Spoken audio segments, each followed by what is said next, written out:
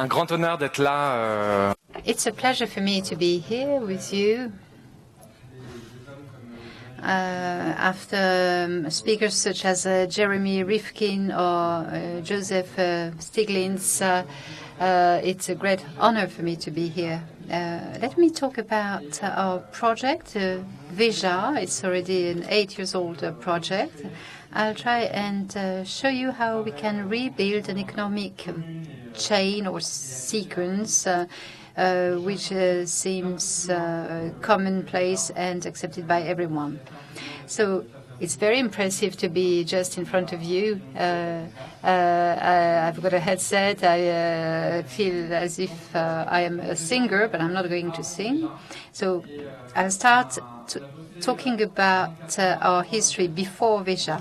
We were 23, 24 years old, and we worked on sustainable development projects throughout the world. We worked for large French companies such as Schneider Electric, Carrefour, Accor, EDF.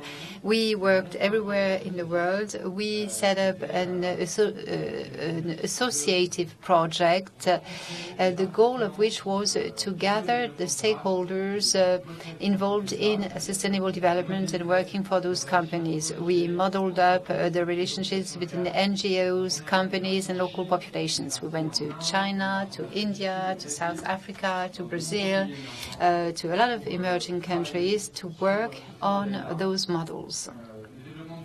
Sustainable development was just as at its beginning. We were 23 years old, 24 years old. We had behind us good studies. We spoke several languages. We had a career well mapped out, but decided not to pursue this path and set up a project called Fair Planet. See how large companies addressed issues such as sustainable development, social development. So we worked for 1 year and a half on that project, and we were rather disappointed on what we saw in the field. We saw the consequences of the industrial development and the consequences of this globalization and people blaming globalization now. They come too late because globalization took place 100 years ago. Globalization is here today. The mic of Madonna I am talking into was manufactured in Asia, the remote control as well. It went throughout the planet at least 3 times. The industrial chain is a globalized one. This is a fact. And if we want to change this situation, if we want to incorporate more social development, economic and environmental developments in products, we need to tackle globalization, but in a positive way. So here we are in 2003, 2004, 23 years old, 24 years old. We were quite full of ideal, and we were a bit disappointed from what we observed in the field. We realized that the Chinese plants produce products for the western part and for the whole world, but in a violent way. I mean that the consumers we used to be, and we are still, did not realize how products were manufactured. We worked for Tristan Lecomte. He created Alter Eco, a company producing coffee, orange juice, chocolate, but according to the fair trade principles. He was one of our mentors. We worked for him, and he helped us, and we wanted to change things like him, not in giving lectures or in discussing or in publishing theories. We wanted to really plunge into the core of the business and recreate a sustainable development project. Tristan Lecomte set up Alter Eco. We worked for him in India, in Brazil, in several countries, and we said it's wonderful. It's wonderful. It's really a chain, a link, restoring the links between people. Everything is transparent at each step of the manufacturing chain. We try to integrate an added value in social, environmental, and economic terms in order to change the system and produce a clean product. So we were full of ideas, full of ideas, but not a lot of money. We had 5,000 euros each of us to start with, and we decided to create. So we said, what are we going to do? Which type of projects could we have? An impactful one. And both of us, we were born with tennis shoes at our feet. We are the children of globalization. We saw the Berlin Wall collapsing. We saw capitalism conquering the planet. So we come from this generation, and we said to ourselves, one of the most exciting products today are tennis shoes, because it's a symbolic product from the social conditions point of view under which the product is manufactured. And if you look at the sales cost of those brands, Nike, Adidas, so the advertising cost is really significant in the total cost. So what could we do? We could get rid of advertising completely. We should not take any football star or basketball star to advertise on the products, but we should create a product which is well made from A to Z.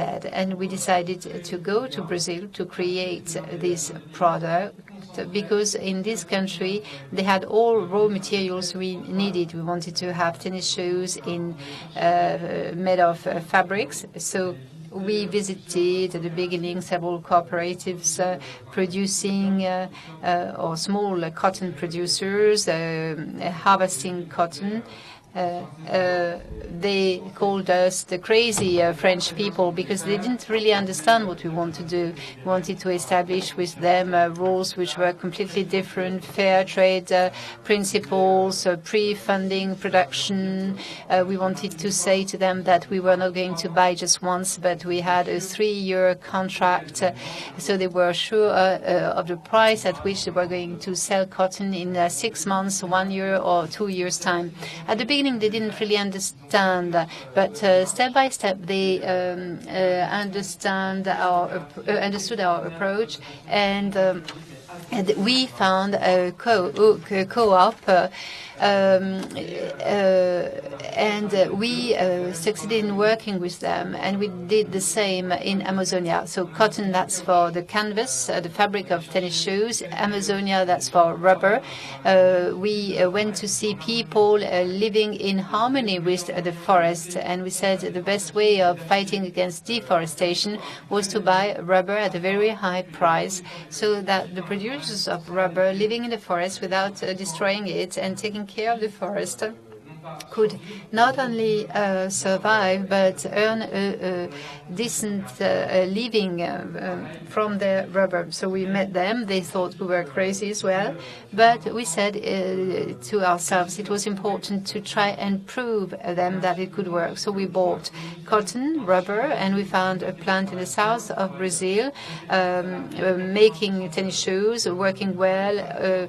80% of the workers were unionized. This plant defended social rights, and we ended the chain in France with an insertion line dealing with logistics and supply. So we took the whole economic chain, manufacturing chain for a tennis shoe to try and change at each step of the production to make each step more sustainable, more environmental, more user-friendly, more where all intermediaries, all stakeholders along the chain could have decent revenues so that they could reinvest in their plant. That was Veja. We created that 8 years ago. And we achieved success rather rapidly. The first day we presented the tennis shoes, Galeries Lafayette, Printemps, large international department stores ordered those tennis shoes. They were seduced or they were attracted by the look and the quality. We thought it was normal. Why not? That's the way it is. But it's not normal at all. We didn't even realize. We realized that 3 or 4 years later that we were lucky. So Veja, from a micro company, 2 friends, 2 buddies trying to create a project, became a real company during those 8 years. Now there are 40 employees in Brazil, in France, and we grew slowly. It is one of our principles. We do not want to go too fast because we were first slowed down by the organic cotton production, which was very small, very limited. At the beginning, we thought it was a bit annoying to be limited in stocks, and it was one of our strengths in the end, not to go too quickly, to take time to avoid accidents. And it allowed us not to create a tree growing very fast and trying and falling very quickly, but on the contrary, to have deep roots and to improve our product every day, not to make out of it an environmental and social project, but also a company which is slightly different, based on slightly different governance. And the way wages are distributed in our company, that's very different. I cannot tell you more, but it's 700 sales points in the world. It's a profitable company. We are self-funded. We have no investors. We do not look for investors necessarily. We like to grow slowly and create projects, making fun. And Jacques Attali talked about the pleasure, and with Mathieu Ricard. What is driving us is to give a lot, to try things, to try and go. One of our mottos is that. But in this fashion world, which is a bit tough, H&M, Zara, and the major brands of tennis shoes, this is a rather violent world. The Rana Plaza, the building collapsing in Bangladesh shows it very well. And that's why we created Veja as well. This industry, we as consumers, we no longer want to have the traditional industry. We do not want to consume those the T-shirts, the tennis shoes, the cheap ones. It's cheap, and it has a reason why. The industry behind is destroying the environment, is destroying human beings along the production chain, and this is globalized today. And more people realize this, and few of them apply that in their daily lives. And we want to create Veja like an example, a small example. It remains a small company, only 40 people, but a small example which works and which may lead other people to create projects, to say it's possible, it's easy for 2 friends, 2 young friends have a good idea. It may be easy to change things if they have succeeded at their small level. So 3 years ago, we said we are very lonely. We are in our Ivory Coast tower. We have strong principles. We do not want to change, but we feel like creating other projects as well and cooperate more with people, artists, different people, directors, film directors. And on the next slide, I wanted to tell you a small anecdote. We created a tennis shoe. Could we show the slide, please? We created a tennis shoe. Further to the prior LHFORUM, we met Luc Jacquet, a film director producing a film on penguins, and we decided with him to create tennis shoes. We think that conferences are are worthless. But no, LHFORUM, we met people and we discussed with a film director, and we created a tennis show with Luc Jacquet. It's going to be distributed in 1 month's time for his film. The film is wonderful. You should see or watch the film. It's, I think, tomorrow or the day after tomorrow at 8:00 p.m. So this is very good because you can meet people during this forum. I have just a few minutes left. Let me talk about another project we launched about 3 years ago. We want to rely upon or use the relative success of Veja to launch further projects and brands to take other initiatives as well, making sense. Veja, we have strong principles. We have, as I said, organic raw materials, organic rubber and cotton, but others would like to have, but we would like to, or there are a lot of other initiatives, and we would like to gather all these initiatives in one spot, and we called it a shopping mall. Shopping mall represents the site of the future for the best and the worst, for its best and the worst. There were cameras everywhere. So there are CCTVs everywhere, in the toilets, in the corridors, in the lobbies, everywhere, in the stores, and it's transparent. But we wanted to have a positive transparency. We wanted to show that this transparency could exist. We wanted to be able to work and contribute with other people, create bridges in order to intermesh the fair trade, the organic raw materials, different ways of working, and to have all these in one place, or show these in one place, a fashionable place, a shopping mall with art, with conferences, with stores. And we wanted to become really, or to showcase all initiatives in one single place and show the consistency of this approach.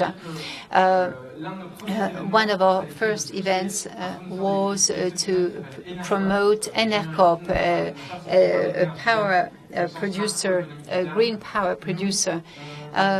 We wanted to promote a small company stemming from Greenpeace.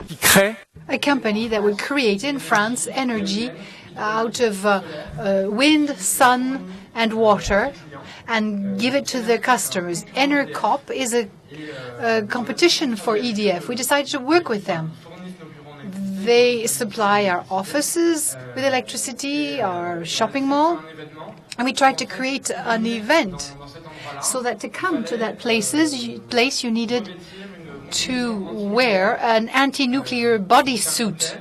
It was a cocktail where everybody was costumed using that, so it's an anti-nuclear demonstration. And all our friends said, "You're completely crazy. This is just, forget it." We all look like clowns with wearing these anti-nuclear bodysuits. And 2 weeks later, Fukushima occurred. It was in February 2011, and 2 weeks later, unfortunately, Fukushima occurred, exploded, following the tsunami.